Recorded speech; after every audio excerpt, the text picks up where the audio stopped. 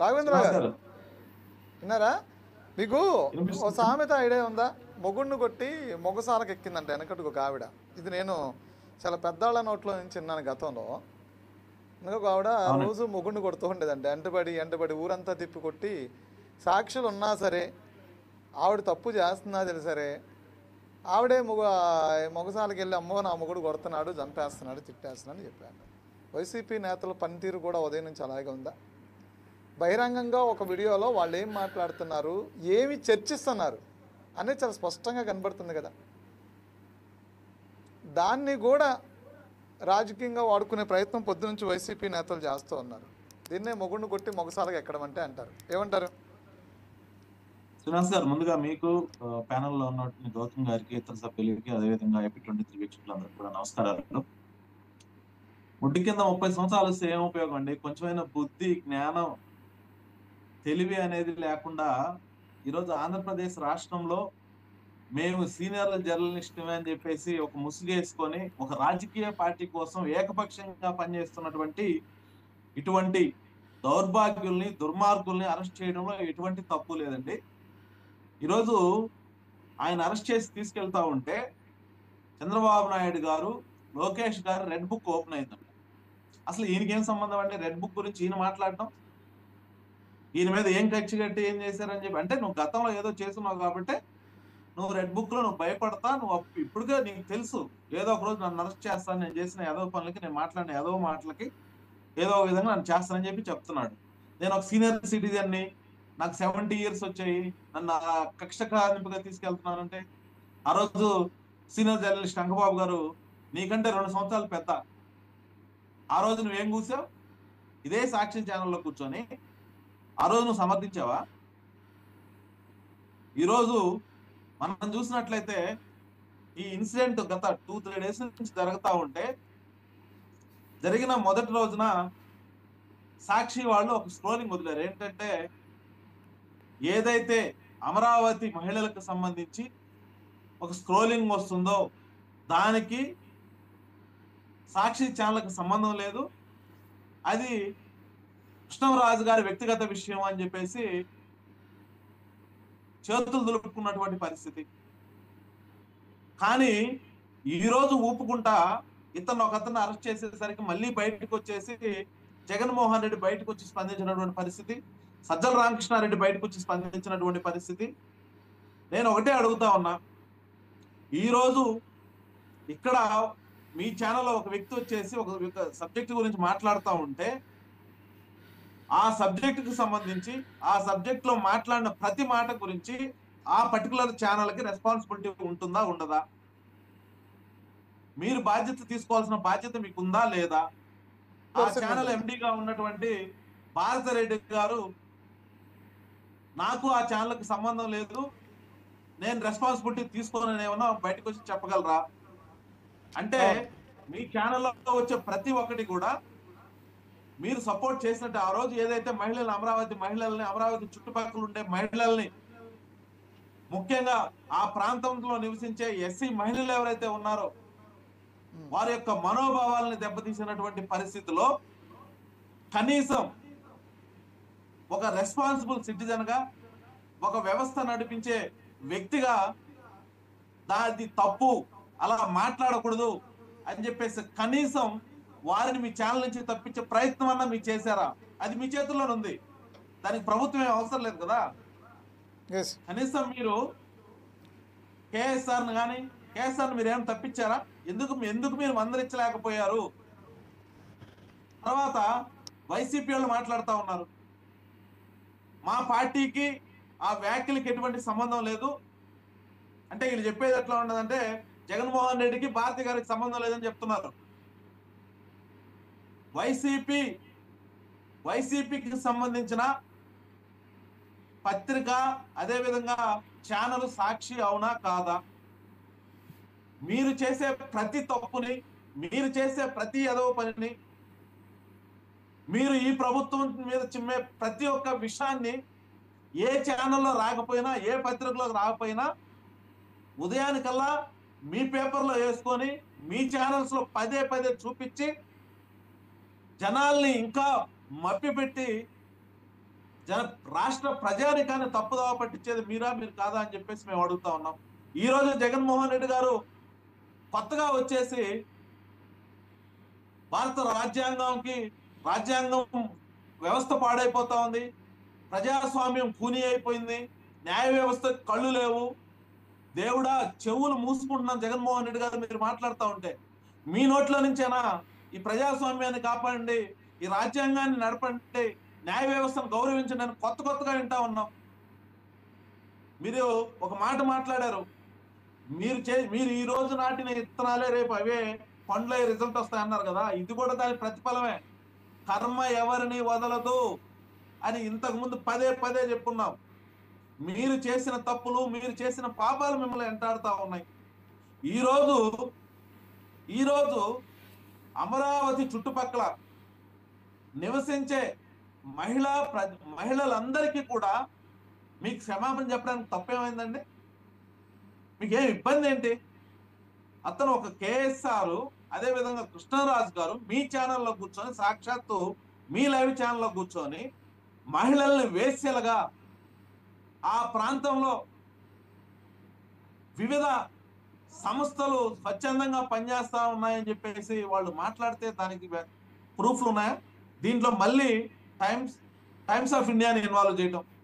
కొంచెమైనా బుద్ధి జ్ఞానం ఉన్న వాళ్ళైతే ఇప్పుడిప్పుడే అభివృద్ధి చెందుతున్న రాష్ట్రం మీద, రాష్ట్రానికి ఎన్నో కంపెనీలు, పెట్టుబడులు, టూరిజం హబ్ గా తయారవబోతున్న ఇటువంటి రాష్ట్రం గురించి, ఇటువంటి ప్రాముఖ్యత కలిగినటువంటి ప్రాంతం గురించి ఈ విధంగా తప్పుడు ప్రచారాలు మీరు చేస్తా ఉన్నారంటే మీ మనసులో నిజంగా ఈ రాష్ట్రం అభివృద్ధి మీద, ఈ రాష్ట్ర ప్రజల సంక్షేమం మీద, అమరావతి నిర్మాణం మీద మీకు చిత్తశుద్ధి ఉందా?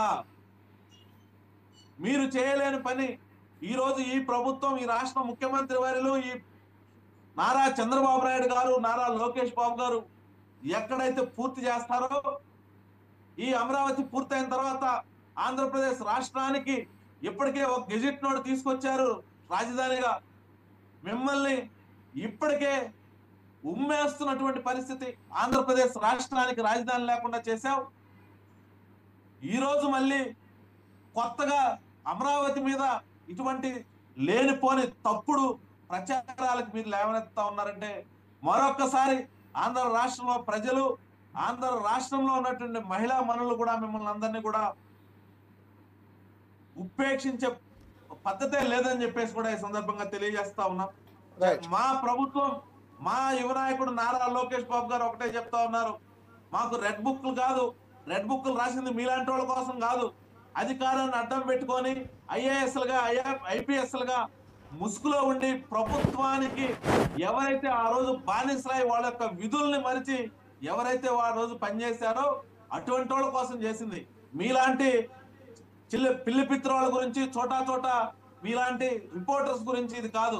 ఒక బాధ్యత గల ఫోర్త్ పిల్లర్ అయినటువంటి, దేశానికి ఫోర్త్ పిల్లర్ అయినటువంటి ఒక రిపోర్టర్ గా ఉన్నటువంటి కేఎస్ఆర్ గారు ఈ రోజు రెడ్ బుక్ గురించి మాట్లాడుతూ ఉంటే చాలా హాస్యాస్పదంగా ఉంది.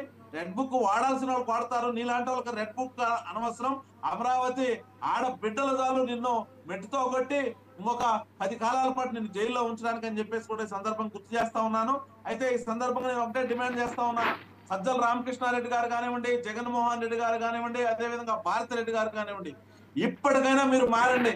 మీ ఛానల్లో టెలికాస్ట్ అయ్యే వార్తలు కానీ, ఫేక్ వార్తలు కానివ్వండి, న్యూస్ కానివ్వండి, ఇప్పటికైనా మార్చి నిజాన్ని చూపించండి. మీతో పాటు రాష్ట్రంలో చాలా ఛానల్స్ ఉన్నాయి, వాళ్ళు ఒకసారి ఏం చూపిస్తున్నారు, మీరేం చూపిస్తున్నారో చూడండి. మీకు ఒకవేళ ఈ రాష్ట్ర ప్రభుత్వంతో ఏమన్నా ఇబ్బంది అయ్యి ఉన్నట్లయితే అన్ని సైలెంట్ అయిపోయేసి మీ ఛానల్ బంద్ చేసుకోండి. ఈ రాష్ట్రం చేసి, ప్రభుత్వం చేసి మంచిని చూపించడం చేత కాకపోతే మేము ఒకటే డిమాండ్ చేస్తా ఉన్నాం, మా మహిళలకి, మా రాష్ట్ర ప్రజల మహిళలకి ఈరోజు ఈ గత ముఖ్యమంత్రి, అదే విధంగా వైకాపా నుంచి చాలా అవమానకరమైనటువంటి ఇన్సిడెంట్లు జరిగాయి. ఎవరెవరైతే దీని వెనకాల ఉన్నారో వాళ్ళందరినీ కూడా అరెస్ట్ చేయాలి.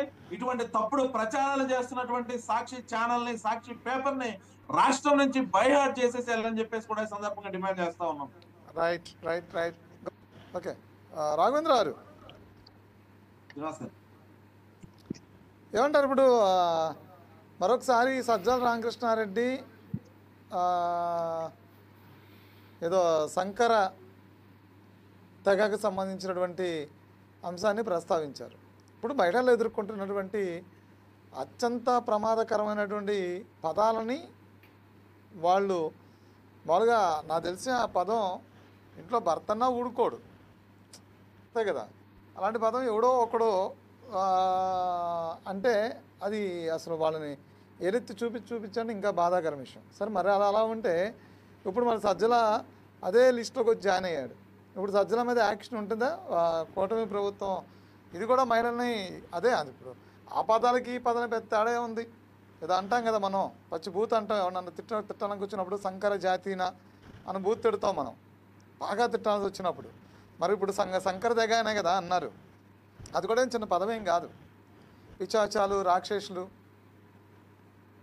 సరే ఏమంటారు ఇప్పుడు? ఇతని మీద యాక్షన్ ఉంటుందా సజ్జల మీద? శ్రీనివాస్ గారు, ముందుగా మన మస్తాన్ గారు మాట్లాడుతూ ఒక చిన్న పాయింట్ లేవనెత్తారు. ఏంటంటే టీడీపీ కార్యాలయం మీద దాడి చేయడం తప్పే, వైసీపీ అటువంటిదే ఈ రోజు వైసీపీ సాక్షి కార్యాలయం మీద కూడా అలాంటి పరిస్థితులు అన్నాను, అలాంటి పరిస్థితులు ఉత్పన్నం అవుతున్నాయి. అంతేగాని నేననేది అది ఇది పోల్చడం కాదండి. పరిస్థితులు ఉత్పన్నం చేస్తున్నారు. తెలుగుదేశం పార్టీ కార్యాలయం మీద దాడి జరిగినా, తెలుగుదేశం పార్టీ కార్యాలయం మీద ఎవరు జరిగినా, తెలుగుదేశం పార్టీ అనేది ఎవడు తప్పు చేసినా, వాడు పార్టీలో ఏ స్థాయిలో ఉన్నా సరే పదే మా నాయకుడు ఒకటే చెప్తా ఉన్నాడు, వాళ్ళని ఇమ్మీడియట్ గా పార్టీ నుంచి సస్పెండ్ చేసి వాళ్ళ మీద యాక్షన్ తీసుకుంటున్నాం. దానిలో భాగంగా ఇప్పటికే చాలా ఇన్సిడెంట్స్ జరిగాయి. నిన్న కాక మన కిరణ్ తో సహా. తర్వాత